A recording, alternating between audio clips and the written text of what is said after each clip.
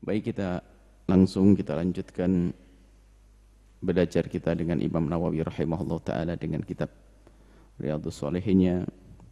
Kita masih di bab karamatil awliya. Qala Imam An-Nawawi rahimahullah ta'ala, nafa'ana Allahu bihi wa bi ulumihi wa bi ulumi masyaikhihi wa talamidatihi fit dharain. Amin. Fi babi karamatil awliya. Kita sudah sampai kepada hadis wa an Jabir bin Samurah. Dari Sayyidina Jabir radhiyallahu taala anhuma, semoga Allah senantiasa memberikan keridhaan kepada Sayyidina Jabir dan ayahandanya. Qala, beliau bercerita, syaka ahlul kufati Sa'dan. Ahli Kufah mengadukan tentang Sa'ad ini maksudnya Sa'ad bin Abi Waqqas, yakni Ibn Abi Waqqas radhiyallahu ta'ala anhu, semoga Allah senantiasa memberikan keridhaan kepadanya. Ila Umar bin Khattab, ada yang ngadu dari bawahan. Jadi Sa'ad bin Abi Waqqas itu jadi Amir Kufah, gubernur seperti itulah, Amir Kufah, mewakili Sayyidina Umar, khalifahnya Sayyidina Umar, lalu Sayyidina Umar punya amir, gubernur di beberapa kota.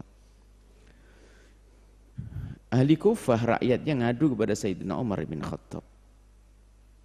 Fa'azalahu, kemudian Sayyidina Umar menurunkan Sayyidina Sa'ad. Wasta'amala alaihim Ammara, kemudian digantikan Sayyidina Ammar bin Yasir. Orang-orang besar semuanya. Fasyakau hatta dzakaru, jadi dalam pengaduan mereka ahli Kufah itu menyebutkan annahu la yuhsinu yusalli, sampai mereka mengadukan kalau Sayyidina Sa'ad bin Abi Waqqas itu enggak pecus, enggak benar sholatnya. Fa arsala ilaihi, kemudian Sayyidina Umar enggak cukup mendengar dari pengaduan siapapun, akan tapi Sayyidina Umar mengutus ke Kufah, mengutus kepada Sayyidina Sa'ad bin Abi Waqqas, faqala, yang isinya utusan itu bertanya, menyampaikan kepada Sayyidina Sa'ad, ya Aba Ishaq, panggilannya, ya Aba Ishaq, wahai Aba Ishaq, inna haula'i yaz'umuna annaka la tuhsinu tusalli. Masyarakatmu itu telah menyampaikan, mengatakan, bahwasanya kamu itu tidak pecus, tidak benar sholatmu. Faqala, kemudian Sayyidina Sa'ad menjawab, ama ana wallahi, adapun aku demi Allah, fa inni kuntu usalli bihim salata Rasulillah, aku akan berusaha salat dengan mereka seperti salatnya Rasulullah, penuh dengan sunnah-sunnahnya, lengkap seperti yang dilakukan Nabi. Ada qabliyah, ada ba'diyah, ada zikir, ada ini, lengkap. La akhrimu anha, dan tidak ada yang aku kurangi sedikit pun. Usolli salat al-isya'i, aku salat isya. Fa'arkudu, aku perpanjangkan fi'ullah, ya ini dalam rakaat dua yang pertama aku panjangkan. Wa ukhifu, dalam riwayat wa ukhaffifu fil ukhra, ya ini, dan kemudian aku ringankan di dua rakaat berikutnya. Qala, ini dari Sayyidina Umar tadi itu mengatakan, dzalika dzannu bika ya Aba Ishaq, itu kan hanya dugaan dari mereka atasmu. Wa arsalamahu rajulan rijalan, akhirnya betul diutus orang banyak. Ini melanjutkan cerita tadi. Jadi Sayyidina Sa'ad bin Abi Waqqas itu telah diadukan, dilaporkanlah zaman sekarang, dilaporkan oleh rakyatnya, disampaikan kepada khalifah kalau saat itu seperti itu. Sayyidina Umar bin Khattab enggak pernah langsung mendengar, tapi ditanggapi dulu. Sayyidina Sa'ad diturunkan, baik kau turun sementara, kau turun. Itulah hebatnya mereka itu, karena enggak ngerebut kekuasaan, enggak ribut, diturunkan oleh khalifah ya diam saja. Padahal Sayyidina Sa'ad bin Abi Waqqas tidak salah. Yang salah adalah yang lapor. Cuman begitulah Sayyidina Umar ingin menenteramkan rakyat, dikeluarkan. Diganti orang yang sama-sama hebat, Ammar. Tapi diturut dulu keadaan rakyat, diturut dulu tuntutan rakyat, supaya tidak terjadi pergolakan di masyarakat tersebut. Kemudian Sayyidina Umar mengutus ini rajulan aw rijalan ilal Kufati, ke Kufah, yas'al anhu ahlal Kufati, untuk menanyakan keadaan Sayyidina Sa'ad kepada ahli Kufah. Falam yada' masjidan illa sa'ala anhu. Maka tidak ada masjid yang ditinggalkan illa sa'ala anhu, kecuali tidak masjid, masjid datangi kemudian pergi, datang pergi. Jadi masjid didatangi. Tidak ada masjid yang telah ia datangi kemudian ia tinggalkan, kecuali di situ ada sa'ala anhu, ada yang bertanya. Tidak ada masjid yang didatangi oleh utusan Sayyidina Umar kecuali ditanya. Wa yuthnuna ma'rufa, ternyata berita yang didapat adalah berbeda dari yang dilaporkan. Wa yuthnuna, menyanjung orang-orang yang ada di masjid itu. Ma'rufa, dengan kebaikan. Akhirnya dari masjid ke masjid, dari masjid semuanya beritanya sama, kalau saat orang baik. Bagaimana tidak, beliau adalah minal asyrah al-mubasysyirina bil jannati, salah satu dari 10 orang yang mendapatkan kabar gembira dari Allah kalau dia adalah ahli surga. Hatta dakhala masjidan li Bani Abbas, sampai masuk ke suatu masjid yang Bani Abbas. Faqama rajulun minhum, tiba-tiba di masjid itu ada yang berdiri dari mereka. Ditanya bagaimana keadaan Sa'ad. Masjid yang lain mengatakan begini, Sa'ad hebat, Sa'ad luar biasa, Sa'ad begini. Tiba-tiba giliran masuk ke masjid ini, waktu ditanya bagaimana keadaan Sa'ad, ternyata salah satu dari mereka faqama rajulun minhum yuqalu lahu, ada seorang laki-laki namanya adalah Usamah bin Qatadah. Namanya Usamah bin Qatadah. Yukanna Abu Sa'dah, gelarnya adalah Abu Sa'dah. Faqala, dan si Usamah tersebut, nama Usamah banyak, ada Usamah bin Zaid al-Hibbu ibn al-Hibb, orang yang sangat dicintai Nabi, namanya Usamah bin Zaid. Ini namanya Usamah juga.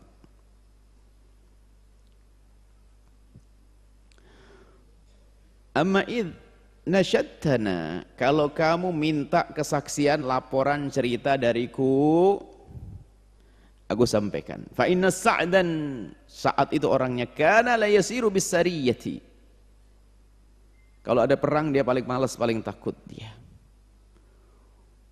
Wala yaksibu bis sawiyati, kalau mendapatkan rampasan perang dia enggak adil, dia enggak benar, enggak rata baginya. Wala ya'dilu fil qadiyati, kalau lagi menghukumi sebuah permasalahan enggak adil dia. Qala Sa'ad, Sayyidina Sa'ad mendengar yang seperti itu, lihat ini fitnah. Karena urusannya adalah urusannya di depan rakyat banyak, mencemarkan nama baiknya, kemudian diadukan ke khalifah. Oh, ini bahaya betul, fitnah. Ya, Sayyidina Sa'ad manusia dan manusiawi, manusia, maka sifat kemanusiaannya tumbuh, bukan karena jeleknya. Difitnah, jadi bukan difitnah urusan-urusan kecil, difitnah di saat beliau sebagai seorang amir, seorang pemimpin, difitnah oleh rakyat seperti itu, karena bahayanya besar sekali, akan jadi suri toladan yang jelek, banyak mudaratnya. Maka Sayyidina Sa'ad marah, wallahi, demi Allah, la ad'uwanna bi thalathin, aku doakan orang itu dengan 3 doa. Allahumma in kana 'abduka hadza kadziban, ya Allah, kalau memang orang ini bohong, ya Allah, kau mariaan dan dia tampil begini hanya pengen pamer saja. Kalau dia punya sesuatu yang dibanggakan, sum'atan, pengen disebut, pengen disanjung, pengen tenar. Ya Allah, kalau memang dia itu bohong dan begitu itu hanya pengen viral saja, pengen tenar lain. Sekarang kan model menfitnah hanya pengen tenar. Persis kasus ini. Yang difitnah ulama, habaib, guru-guru, pengen tenar. Riya, sum'ah itu tenar. Maka doanya fa'atil umrah, panjangkan umurnya, wa'atil faqrah, dalam kefakiran panjang. Waduh, didoakin. Sudah panjang umurnya fakir, nyungsep, panjang umur dia. Wa'aridhu lil fitani, dan timpakan fitnah yang bertubi-tubi. Wa'aridhu, terus arid itu paparkan, maksudnya kenakan dia fitnah ya Allah. Fitnah itu ujian, kerendahan, macam-macam. Ujian-ujian yang tidak ada henti. Marah Sayyidina. Bahkan ba'da dzalika, maka setelah doanya Sayyidina Sa'ad itu, idza su'il, kalau orang ini ditanya, yaqulu, kenapa keadaanmu kok seperti itu? Kenapa kok seperti itu? Fakir, nyungsep, enggak karu-karuan hidupnya. Syekhun kabirun maftun. Dia jawab, aku adalah orang tua, kakek-kakek yang terus tertimpa ujian-ujian, terfitnah. Kena fitnah, ujian-ujian, bukan kena ujian, kena cobaan, kena hukuman. Asabatni, aku mendapatkan tertimpa itu semua karena da'watu Sa'din, karena doanya Sayyidina Sa'ad. Wa qala Abdul Malik ibn Umar ar-Rawi an Jabir bin Samurata. Abdul Malik bin Umar sang perawi dari Sayyidina Jabir bin Samurata berkata, Sayyidina ana fa ana ra'aitu, kata Sayyidina Jabir. Sayyidina Jabir perawi hadis, ana ra'aitu, ana ngelihat orang itu. Ba'du, setelah itu, setelah doanya Sa'ad, aku melihat qad saqata hajibahu, saking tuanya alisnya itu turun, melek aja sudah susah, tapi nggak mati-mati dia. Ala ainihi, jatuh ke matanya, minal kibari, saking tuanya dia. Wa inna la ta'arradu lil jawari, tapi pun demikian lihat, direndahkan oleh orang. Kenapa? Setiap ada perempuan dia Pak, fituruk di jalan, anak-anak muda kalau melihat gadis-gadis di jalan, fituruki ya kemisuhunna, dia goda. Jadi kan rendah banget. Lihat anaknya bakal malu, semuanya malu dengan pekerjaan semacam itu. Sudah tua bangka. Tua bangka itu adalah betul-betul jelek banget, tua, hampir mau jadi bangkai. Tapi dia masih, artinya apa? Diuji oleh Allah dengan suatu perilaku yang menjadikan dia direndahkan orang. Ini adalah, para ulama menyebutkan di sini adalah hikmahnya, seorang pemimpin bisa saja menurunkan satu orang biarpun tidak punya kesalahan, tapi demi kemaslahatan. Bisa jadi semacam itu. Apalagi di saat difitnah semacam itu, diturunkan dulu, diganti dengan yang lainnya, dikasih pekerjaan yang lain, biar masyarakat reda. Bukan diberi tuntut, bukan diberi orang yang salah, diberi yang hebat lagi, Ammar, sama. Kemudian yang kedua yang bisa kita pelajari, ini doanya orang yang terzalimi dan terfitnah itu dikabul oleh Allah. Sampai disebutkan walau biarpun orang itu kafir. Maka jangan sampai ada di antara kita tuh berbuat zalim ya. Mengambil hak saudara, naudzubillah. Zalim dalam bisnis. Zalim naudzubillah, adz-dzulmu dzulumat fil akhirati. Doanya orang yang terzalimi itu dikabul oleh Allah, maka hentikan. Kalau orang berbuat zalim sebelumnya dia daftar gagal, daftar hancur, daftar runtuh, daftar terpuruk. Kalau orang berbuat zalim sebelumnya akan dia mendaftarkan diri untuk terpuruk. Lihat saja, nggak bakal lama. Dalam bisnis kalau zalim nggak lama dia, sukses 5 tahun, setelah itu nyungsepnya puluhan tahun dia bisa saja. Makanya jangan sampai berani-berani berbuat zalim kepada siapapun, biarpun kepada orang kafir. Inni haramtu dzulma 'ala nafsi faja'altuhu bainakum muharrama fala tadzalamu. Aku telah dalam hadis qudsi Allah berfirman, aku telah haramkan zalim kepada diriku sendiri, maka aku jadikan kezaliman haram atas semua kafala dzalamu. Jangan saling berbuat zalim di antara kalian. Zalim itu macam-macam ya, kayak gini memfitnah ini zalim, hati-hati. Yang suka memfitnah ulama, dengar berita begitu saja langsung disebar. Memfitnah habaib, dengar berita langsung disebar, hati-hati, belum ditanyakan lagi. Menyebar langsung disebarkan, naudzubillah. Nyungsep nanti berbuat zalim. Doanya orang dizalimi dikabul oleh Allah. Jadi jaga lisan kita, jaga jemari kita dari mengetik kalimat-kalimat yang menfitnah orang. Ini kan kasus fitnah, membuat berita yang sesuatu yang aneh agar viral. Zaman ini kan seperti itu.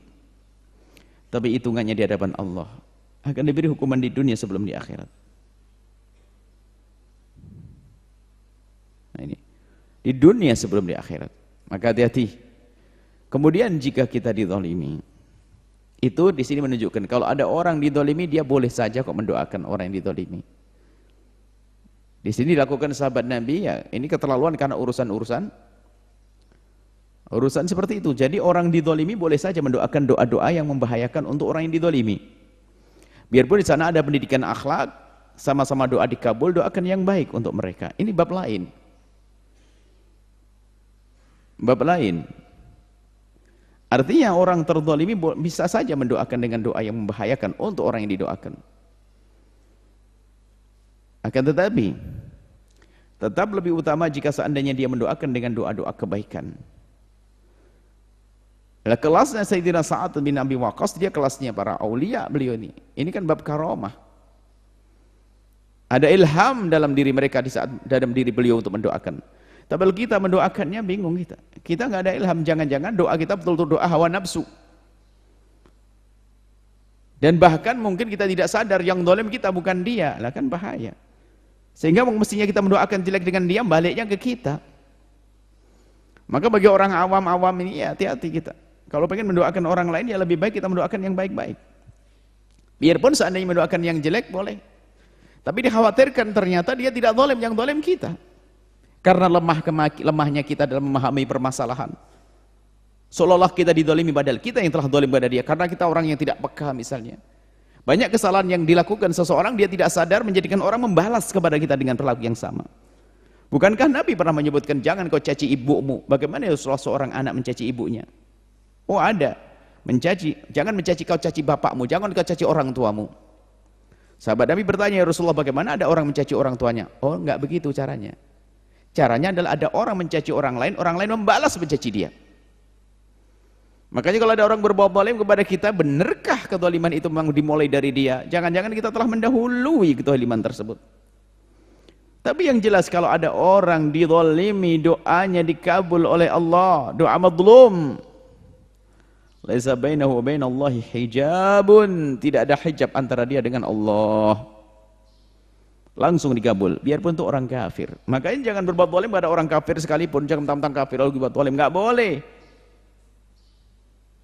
Sebab Allah punya sifat adil. Siapapun yang zalim ya dihukum oleh Allah Subhanahu wa taala. Baik. Ini adalah termasuk karamahnya Sayyidina Sa'ad bin Abi Waqqas, doanya dikabul. Memang beliau adalah termasuk orang yang masyhur dengan dikabul doanya. Ada juga di antara orang-orang di akhir zaman ini yang memang doanya mudah dikabul. Sehingga tempatnya orang berdatangan kepadanya untuk minta doa. Husnudzonnya dari yang minta doa, didoakan terkabul. Ada yang semacam itu bab karamah. Ini babnya karamah, kita masih bab aulia. Jadi keramatnya wali diantaranya adalah doanya dikabul. Tidak semua wali, ada sebagian wali yang masyhur dengan doa dikabul. Ngobati orang sebagainya, hanya ditepuk tangan, doain sembuh. Namanya doanya dikabul. Dan hendaknya kita husnudzon dengan mereka itu wali-wali yang sesungguhnya. Wali yang hadir akalnya, wali yang hadir. Bukan seperti wali majdzub yang kita sebutkan. Wali majdzub bukan tempat untuk belajar dan bukan tempat untuk doa. Wali majdzub ada memang. Beliau adalah waliullah, kekasih Allah, cuma dia majdzub. Akalnya sudah diambil oleh Allah sehingga hukumnya seperti orang gila di dunia. Bukan tempat kita belajar, bukan tempat kita minta doa. Awas datang kepada orang majdzub berdoa, balik doanya nanti kau. Jangan minta. Kalau orang yang hatinya, akalnya hadir, kesadarannya ada, dia adalah orang yang disifati dengan kesolehan, datanglah kepada orang tersebut untuk minta doa. Tapi kalau orang yang akalnya tidak jelas, jangan minta doa. Baik, kita lanjutkan hadisnya. Dari Sayyidina Urwah, an Urwah bin Zubairi, an Sa'id bin Zaid bin Amr bin Nufail.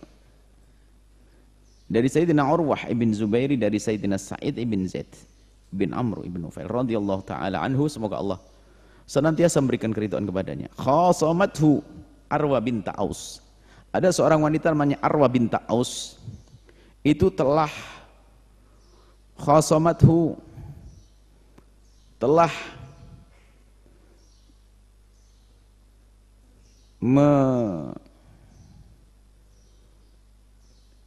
mensengketa, telah apa ya,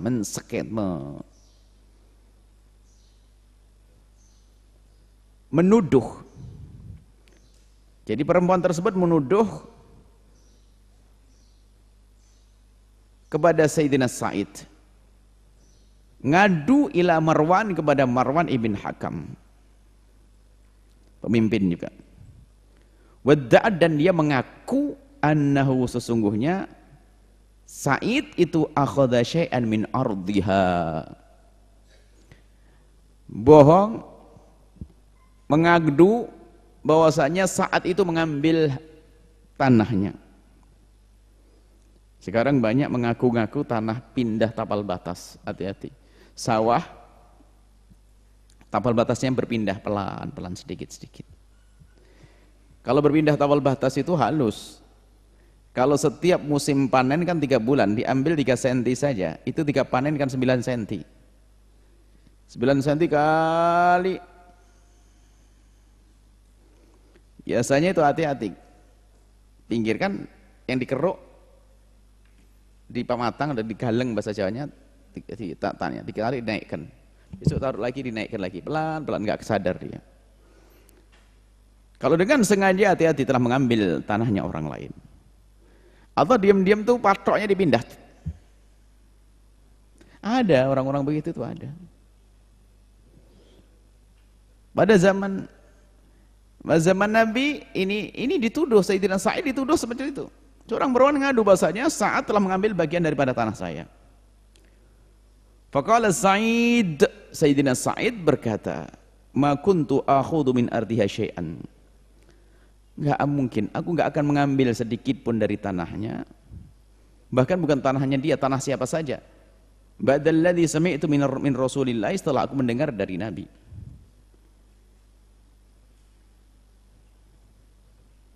Qala, kemudian Sayyidina Marwan bertanya, "Madza sami'ta min Rasulillah?" Ya Sa'id, kau dengar apa dari Nabi? Qala sami'tu Rasulullah, aku mendengar Rasulullah yaqulu, bersabda, "Man akhadha shibron." Barang siapa yang mengambil sejengkal, tidak harus sejengkal, 1 senti tidak apa-apa. Minal ardi, dari tanahnya orang lain, dzulman, dengan zalim, memindah tapal batas, memindah batas tanah, zulman tuwiqahu ila sam'i aradina. Dalam riwayat lain, tawaqahullahu, maka Allah akan kalongkan tanah itu sepanjang mana, sampai tanah bumi yang ke-7. Bayangkan, dikalungi tanah, dikalungi rantai sepaha saja sudah nggak bisa dia. Dikalungi tanah itu akan dikalungkan kepada dia, akan dibawa di padang mahsyar, akan kelihatan kalau dia suka ngambil tanahnya orang lain. Dan dia akan tertatih-tatih dia. Dan dia termasuk orang yang tidak akan lolos nyebrang siratal mustaqim. Maksudnya kecebur neraka, selesai gitu saja. Hati-hati, zalim nih. Apalagi milik tetangga, hukukul jiran, zalim betul, hati-hati dengan bertetangga ya. Jangan mengambil tanahnya orang lain sekecil apapun. Tapal batas itu bisa pindah ajibnya itu. Cuman nggak sadar, pelan-pelan. Ditanami ketela agak miring ke sana, tumbuh, ditanami pohon-pohon, maju sedikit. Kebetulan tanah sebelahnya itu karena tidak pernah ada yang ngunjungin. Orangnya jauh, Jakarta dari mana, ini pelan-pelan nggak sadar. Tiba-tiba mengambil bagian dari milik orang lain. Dosa besar itu. Faqala lahu Marwan, setelah mendengar seperti itu, Marwan berkata, la as'aluka bayyinatan ba'da hadza. Aku tidak minta bukti kepadamu, wahai Sa'id, karena kamu siapa? Kamu sahabat besar. Kamu orang besar, aku tidak akan ngambil minta bukti. Faqala Sa'id, kemudian Sayyidina Sa'id itu dibegitukan, ya marah juga dia.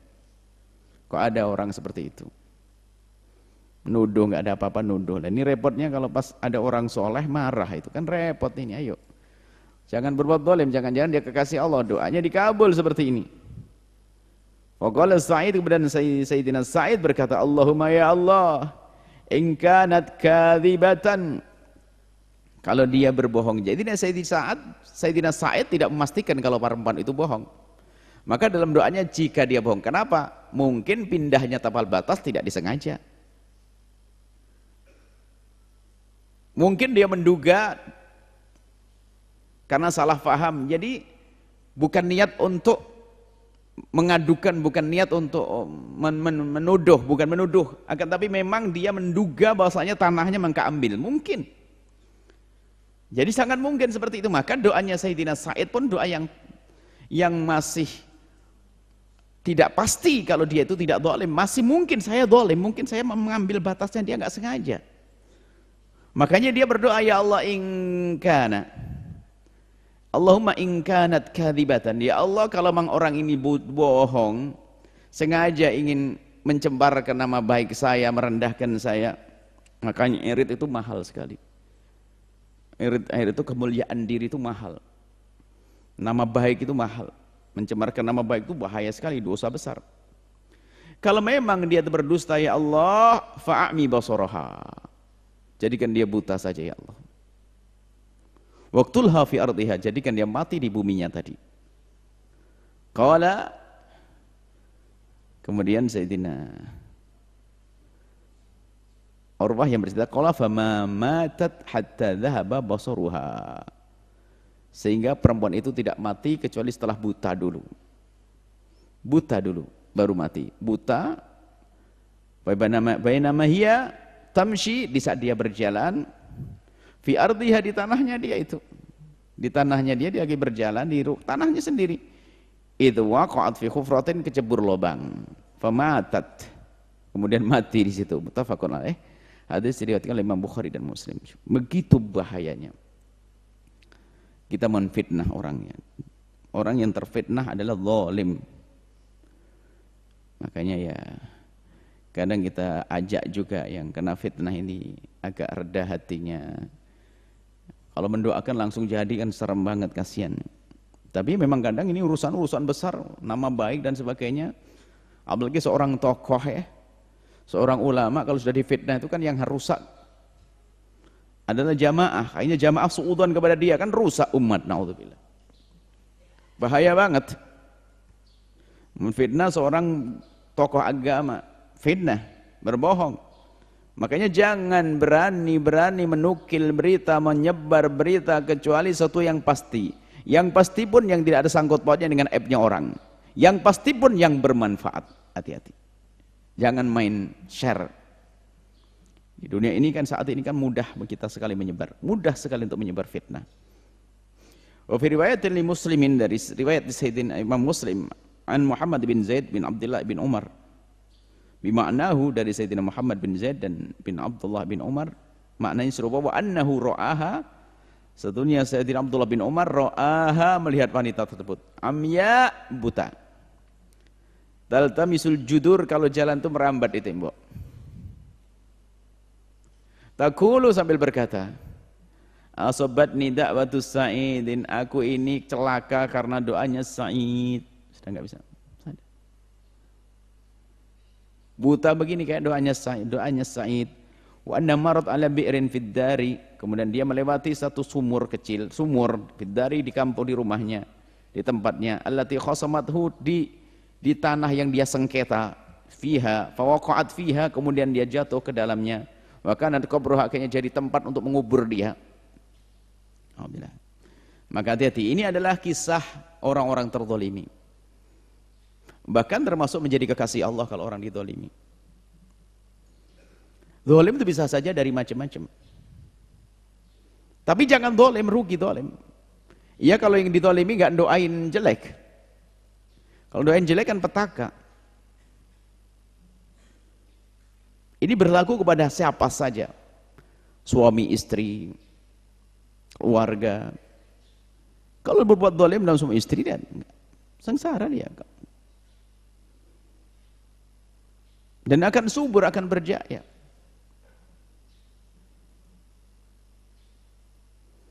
Sampai ada seorang laki-laki rupanya sangat dicintai oleh Allah, menjadi baik. Ada kisah di negeri Yaman sana. Dia diberi oleh Allah segala keistimewaan dan kebaikan, karomah yang banyak. Rupanya karena sabarnya dengan istrinya. Istrinya zalim, macam Masya Allah. Ya cuman kamu jangan menjadikan suamimu wali dengan cara kau berbuat zalim, wahai para putri-putriku. Ya, ini nasib buruk bagi sang istri, nasib baik bagi sang suami yang sabar.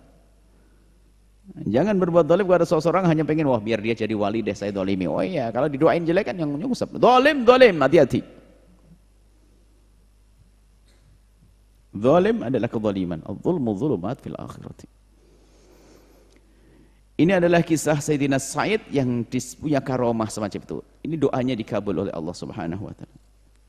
Artinya ada beberapa orang yang di saat berdoa itu langsung terlihat hasilnya. Ini termasuk karomah. Tidak semua orang bisa semacam itu. Wan Jabir bin Abdullah, dari Sayyidina Jabir bin Abdullah radhiyallahu taala anhuma, semoga Allah senantiasa meridai kepada beliau dan ayahandanya Abdullah. Qala, ayahandanya bercerita,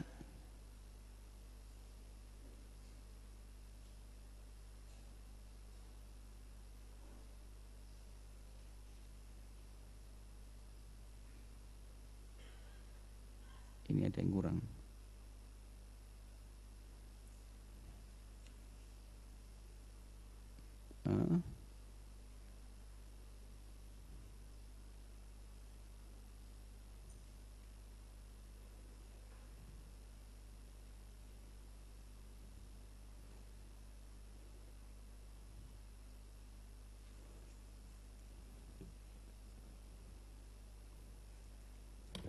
Lama hadarat Uhudun ta'ani. Jadi waktu menjelang atau datang apa? Perang Uhud. Ta'ani abi. Ayahku manggilku. Minal laili, di satu malam. Faqala, ayahnya itu ngomong. Ma'arani, aku tidak melihatku illa maqtulan, kecuali orang yang akan terbunuh fi awwali man yuqtal min ashabin nabi, termasuk dari orang pertama yang terbunuh dari sahabat Nabi. Ngomong begitu tenang, tidak sedih ya, orang mau mati syahid senang banget. Dia merasa bahasanya tahu, mendapat ilham, dapat kabar, merasa bahasanya dia akan mati pertama dalam perang itu.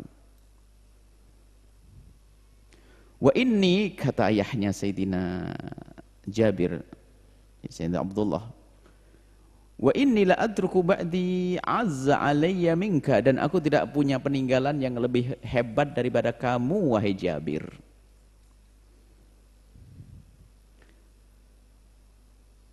Dan selainmu tidak ada yang aku tinggalkan khairun nafsi Rasulillah, kecuali Nabi.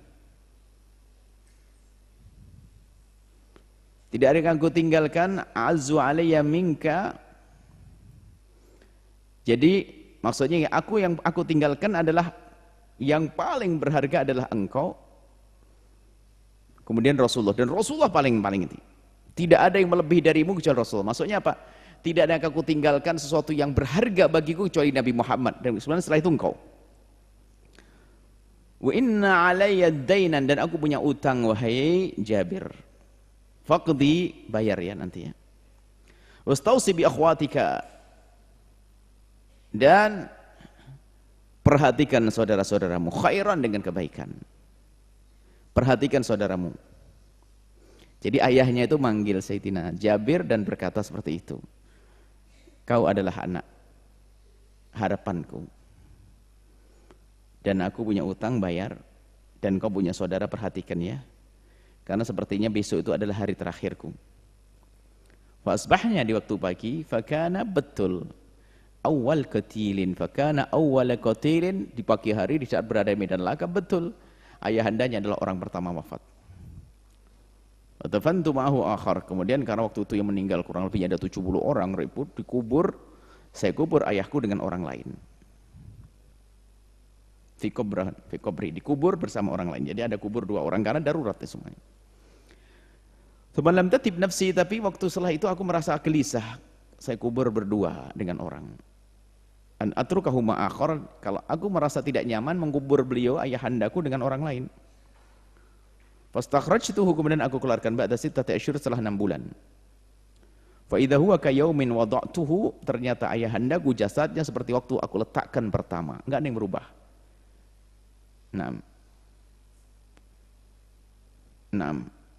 Ya'ti ghaira udunihi, selain daripada telinganya.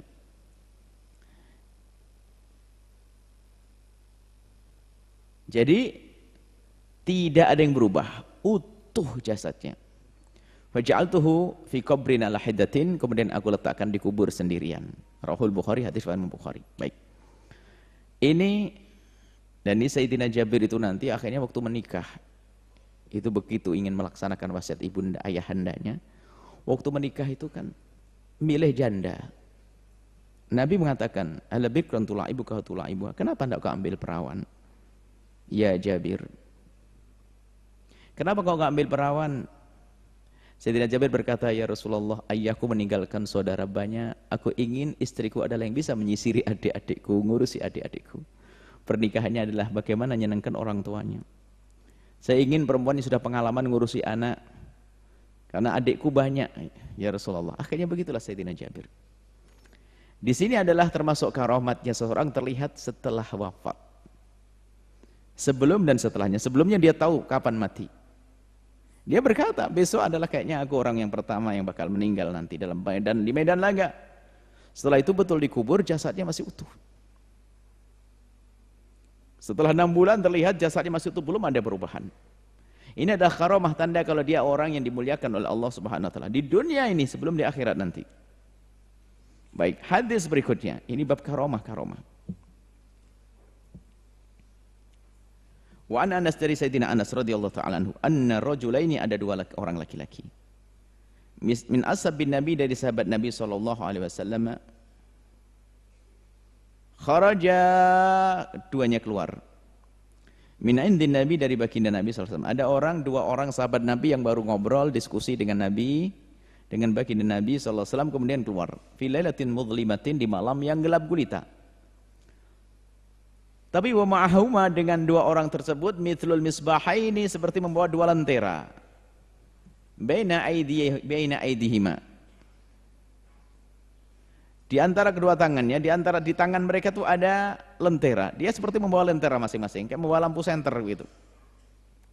Zaman itu belum ada. Falamma iftaraqa, setelah mereka berpisah, sara ma'a kulli wahidin minhuma wahidun hatta ata ahlahu. Setiap masing-masing bawa lampu asih. Berjalan berdua bawa lampu, setelah pisah bawa lampu masing-masing, kayak bawa terang, pokoknya terang, di tangannya ada cahaya begitu. Rahul Bukhari min turuqin, Imam Bukhari meriwayatkan dari banyak jalan. Fi ba'diha an-rajulaini, 2 laki-laki itu adalah Usaid ibn Khudair dan Abbad ibn Bishr. Ini 2 sahabat Nabi itu. Nah, ini adalah termasuk karomah. Karomah kadang macam-macam. Jadi karomah itu tidak hanya model satu. Bisa jadi bermacam-macam. Ada sesaat dikubur tidak hancur. Sesaat doanya dikabul. Sesaat dia bisa bicara sesuatu yang belum terjadi.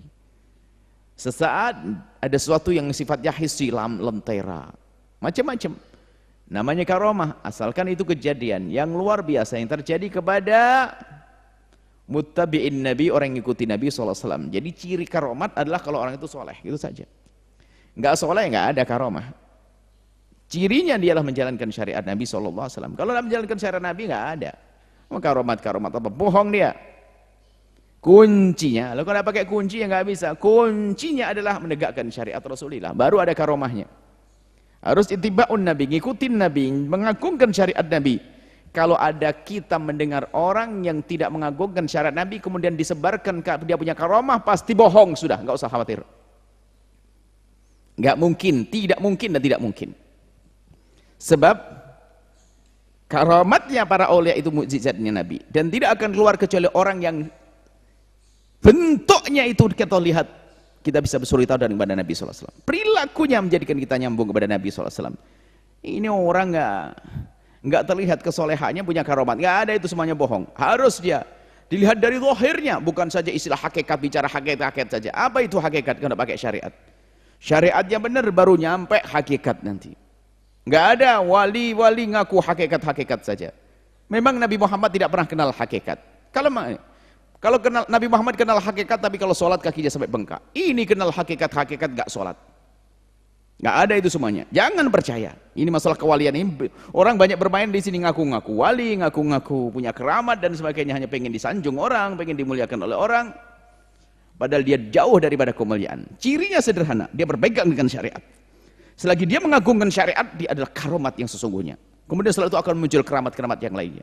Bisanya seseorang berpegang dengan dengan syariat, dengan istiqomah, itu adalah afdalul karomat, paling agungnya keramat. Makanya kalau ada orang melecehkan agama, ngomongnya ceplas-ceplos, ngerusak agama, tidak benar, nggak ada wali di situ, tidak ada wali. Sudah, ini rumus, nggak bisa dibantah. Nggak boleh diganggu ini. Jangan percaya, tidak akan kualat. Wali tidak bikin kualat. Bahkan kalau ada wali benar, ternyata secara dohir kerjaannya nggak benar, harus kita katakan salah. Justru dia akan bangga. Ini orang membela syariat Nabi Muhammad.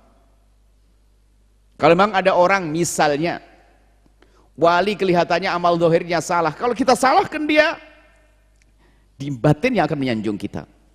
Kenapa kita menyalahkan wali itu? Karena apa? Karena syariat Nabi Shallallahu Alaihi Wasallam. Nggak akan, makanya jangan takut bela syariat Nabi. Nggak ada wali-wali yang marah kalau kita membela syariat Nabi Sallallahu Alaihi Wasallam. Makanya jangan ragu untuk menjelaskan tentang orang yang ngaku-ngaku wali tapi benar bertentangan syariat, keramat-keramat yang dinisbatkan pada orang, sementara dia melanggar syariat, itu tidak ada semuanya. Nggak ada, itu bohong semuanya.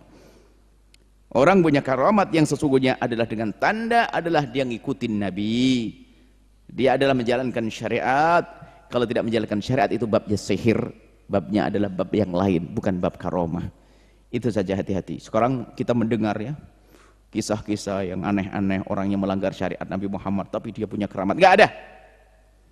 Dan jangan takut, jangan khawatir, nggak akan kualat. Kalau kelihatan di mata kita adalah dia sesat, pemikirannya sesat, kita kata. Kan ada wali namanya Hallaj. Disebutkan Hallaj itu kan sampai bukan sekedar melanggar syariat ringan, kalimatnya kalimat menjadikan dia kafir, keluar dari iman. Yang mengatakan mafi jubati ilallah, jika benar itu riwayat tentang Hallaj. Khatib Syrbini menceritakan Hallaj ada. Bahwasanya Khatib Syrbini ini wali besar beliau, wali. Sampai Khatib Syrbini itu pernah khatib itu wali. Di Mesir dia berkhutbah di 40 masjid dalam satu Jumat. Bayangkan. Ini khutbah, tapi Khatib Syrbini adalah tegas dengan syariat. Dia menceritakan bahwa tentang kisah Hallaj. Hallaj itu adalah mengaku bahasa ma fi jubbati ilallah, di dalam jubahku hanya ada Allah. Allah hulul dia. Dalam bahasa syariatnya hulul. Setelah itu apa? Para ulama-ulama berkumpul menghukumi Hallaj sebagai orang yang keluar dari iman, dipenggal lehernya, pedang syariat yang memenggalnya. Apakah yang memenggal lalu terkutuk? Oh enggak, tersanjung orang-orang alim. Setelah dipenggal lehernya katanya mengalir darahnya, mengucapkan asyhadu alillah. Baru setelah itu apa? Husnudzonnya. Para ulama yang hidup berarti dia waktu mengatakan aku Allah itu adalah dia itu tenggelam dalam cinta kepada Allah. Jadi itu orang majdub. Makomnya macam majdub seperti orang gila. Mungkin dia kekasih Allah, waliullah. Tapi nggak boleh kita pegangi omongannya. Baru setelah itu disanjung kalau dia wali. Nah, kalau ada orang hari ini melanggar syariat, kalau dibilang wali, penggal lehernya dulu. Kalau darahnya mengucapkan Masya Allah, baru nanti kita anggap wali.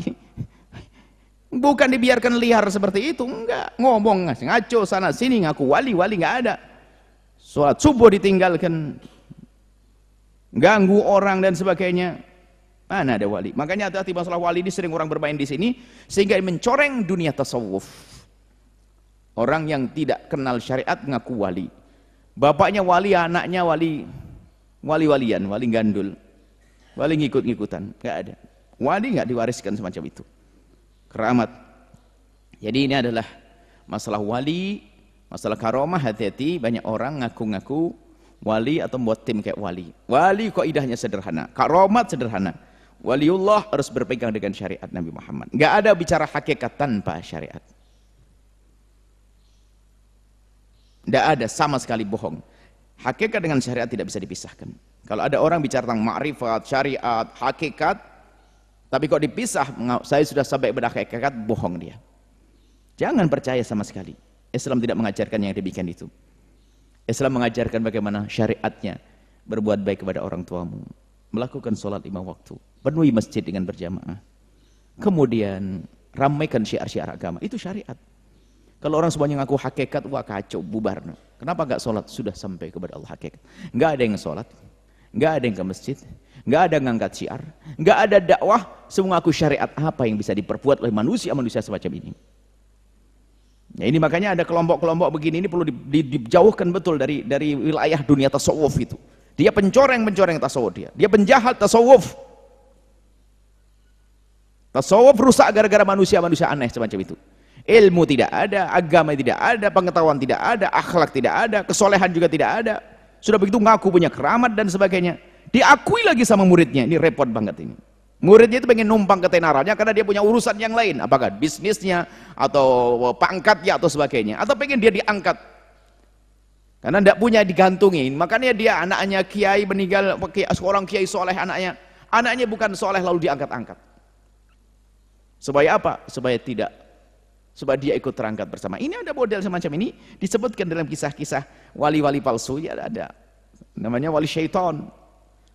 Jadi keramat-keramat bohongan itu ada semacam itu. Dan Imam Ghazali mengisyaratkan manusia-manusia macam dalam kitab Ihya-nya, mengisyaratkan jelas tentang model-model orang semacam ini. Hati-hati. Jelas wali adalah berpegang dengan syariat. Syariat.